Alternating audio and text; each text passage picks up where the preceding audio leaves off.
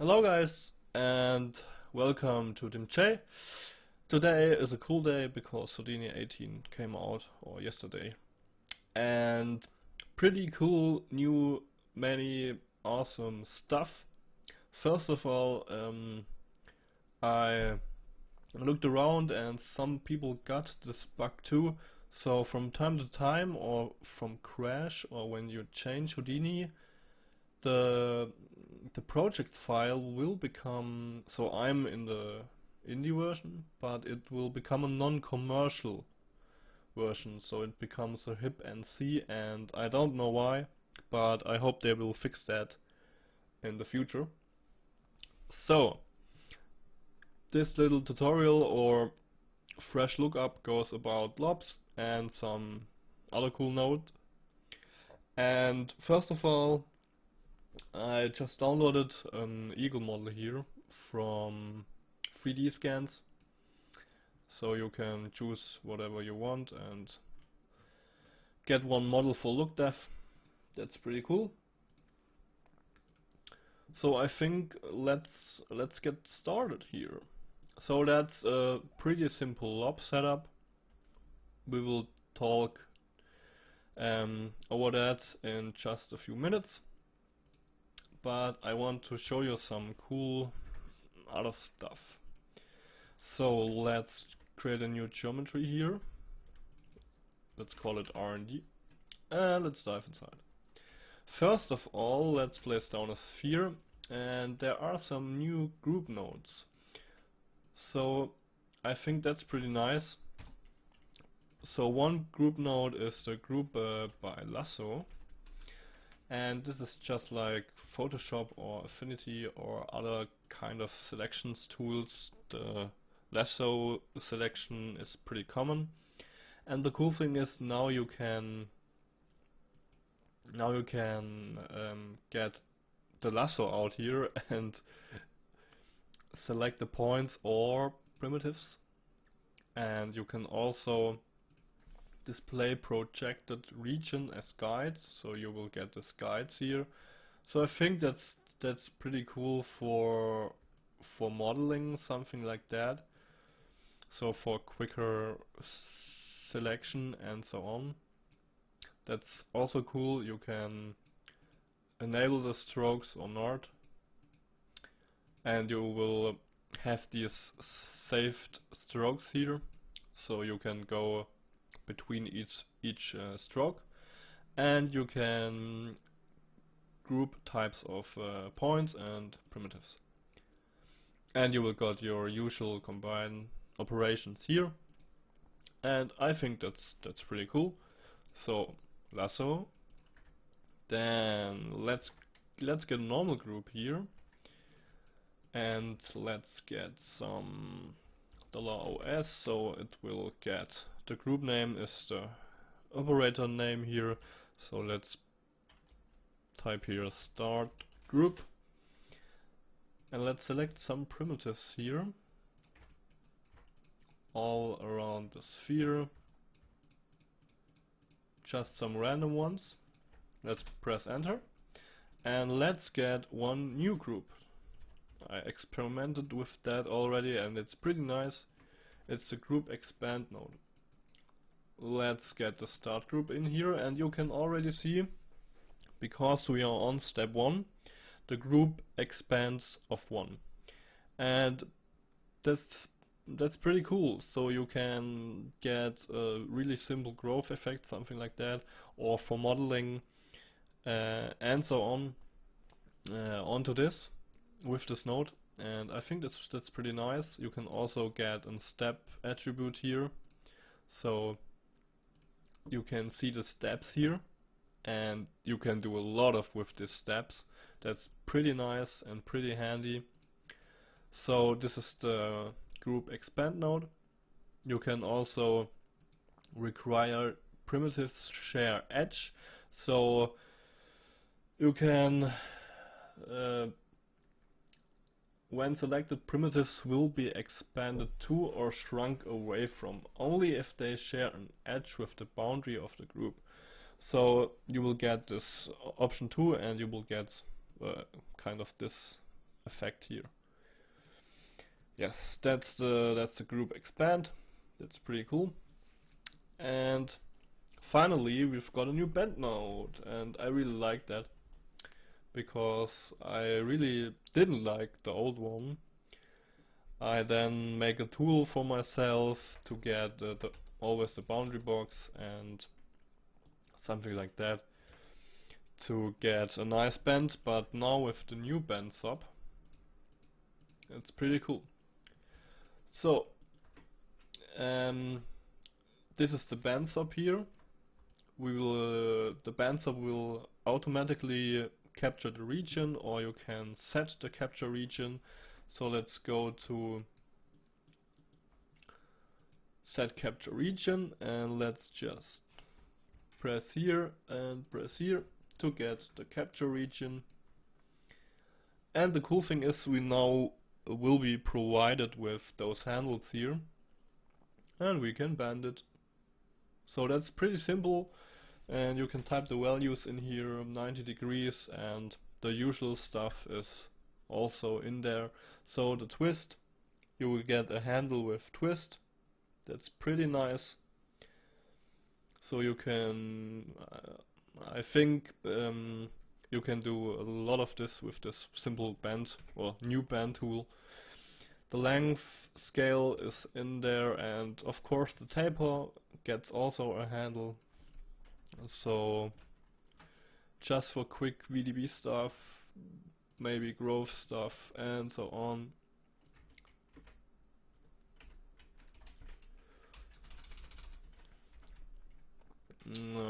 Convert VDB.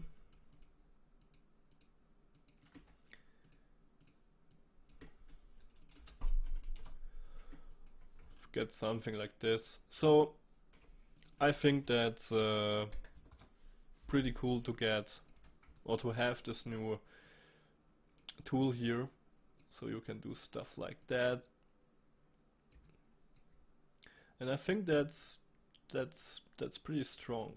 So just when you type your $T, you can, oh, that's the wrong dollar.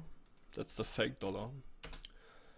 Just for $T times 0.1, and you will get something like that. So you can do a lot of cool stuff, in my opinion, here. Times 5 times 50. Yeah, something like that. So play with the bend node and group expand and so on. That's pretty cool. So let's dive out of here. Let's get rid of this. And I already set up here a little plane, so a grid, a transform with the new bend node. So I just bend it up a little bit, transform it a little bit, and get a subdivide on and out for LOPS. And same with the eagle. Imported it, transform it to make it smaller, make a main group, and out for LOPS. So I think let's delete this one and let's get a new LOP network.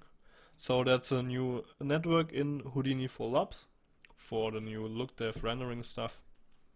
And let's rename this quick. So let's call this LOP tut for tutorial and scene. Let's dive inside, and we will see nothing. That's not good. Let's disable comma here. Let's go to the sub import.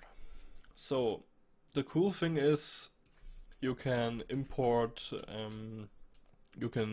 subs, you can import whole scenes, and of course you can import the USD files. So, but I want to import the eagle, so let's call this eagle.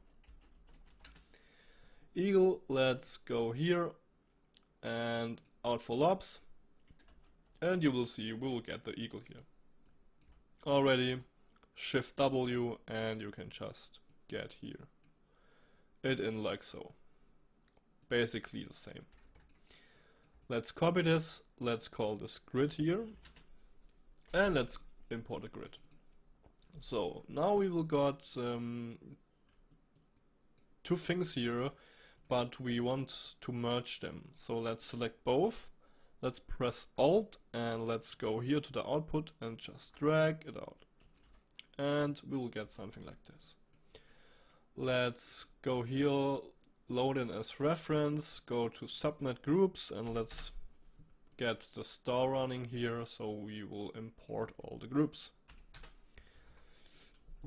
So now let's go, let's just get here network view.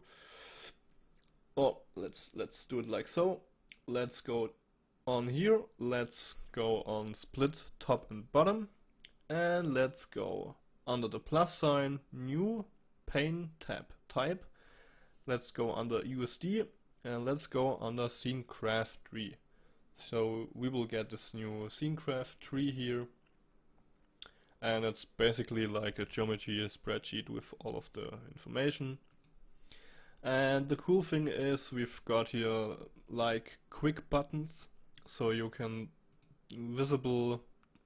toggle the visibility on the objects. That's pretty cool.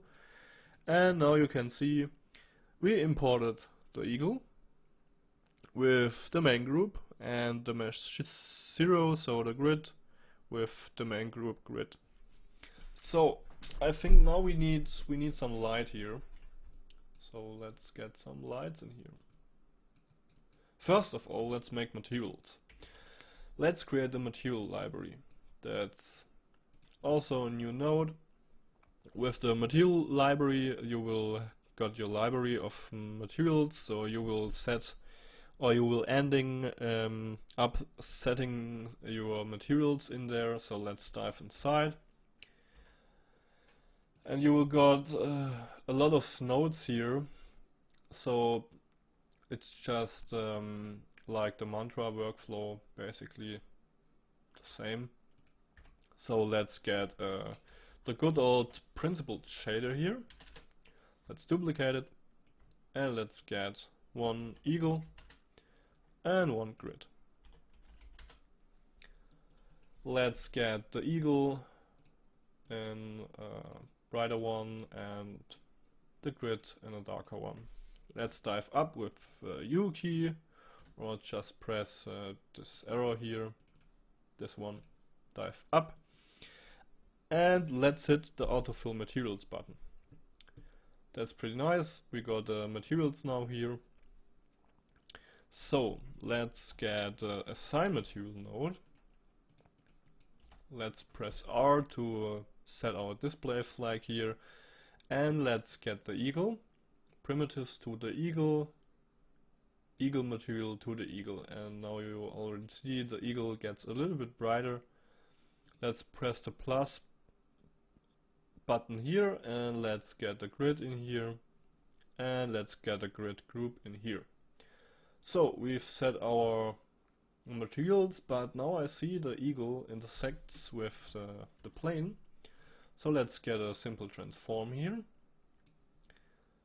and let's move the eagle a little bit forward, so something like that.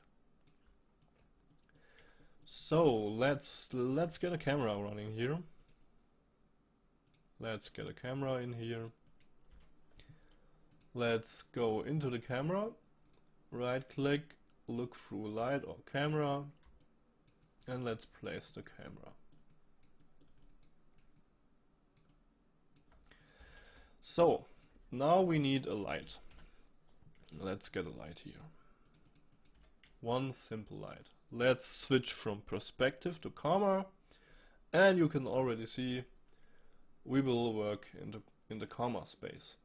So that's pretty cool, but for now we need to change the light a little bit. So let's get it to the front here, to the eagle. Something like that. It's a point light. Yes, it's a point light. And let's get also a dome light. Let's place this down. And you will got now here the base properties.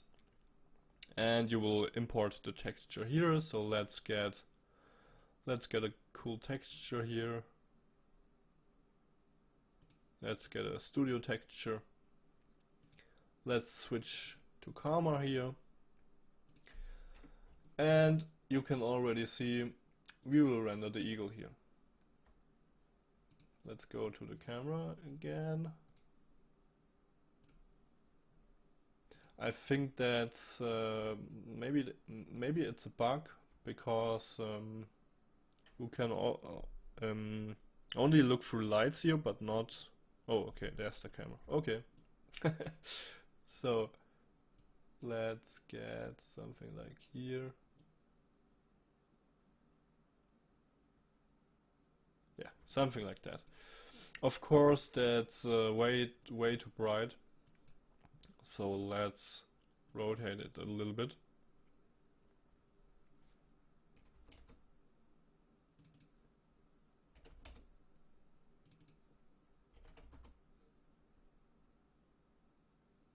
Something like that. Let's go down one stop. Let's go down 2 stops. 2 stops of light here. And we've got our light here. Let's look if it works. Yes. Cool. Let's make it maybe 25, and now you can also change the color and so on. So that's pretty cool. Let's get Karma. Let's plug that in here. And now you can play with your usually render settings, so something like the pixel samples. So then the variance threshold. Also under the tab you will get the denoiser. Where's the here's the optic X denoiser. So I think that's pretty nice for when you do manually look depth for lighting. And you will get your usual render settings here, your resolution, and one cool thing is maybe it will work now. Press Shift F and you will get into the focus mode. And the cool thing is now you can set up your focus here. So let's make the f-stop maybe 2, make it pretty shallow, and now press Shift and hold your left mouse button to get this stuff into the focus area you want to focus on. So something like that. And you can see in the background and here we will get pretty cool depth of field effect. Now some other kind of stuff. Let's go to light and we'll get here the light mixer. Let's go into the light mixer. Let's mix some lights up.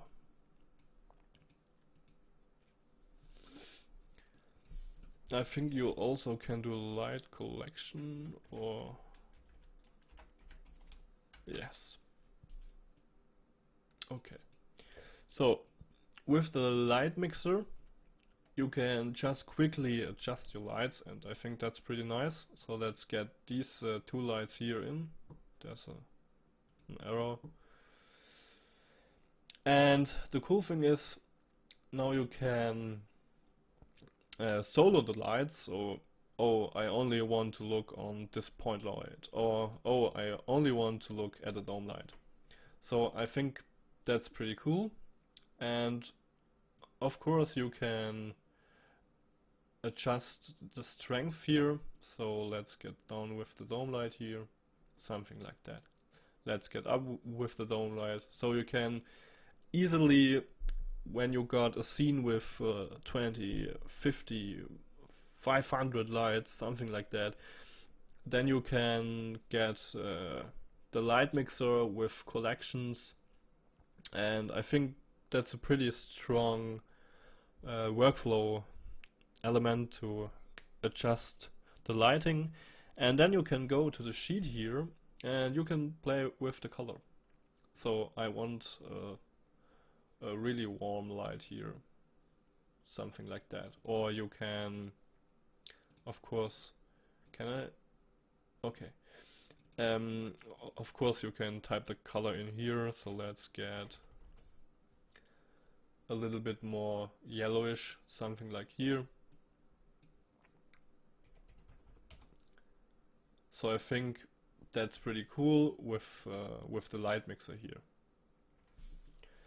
And of course there are many other stuff I don't know now, but I will dig into this, and I will hope you too.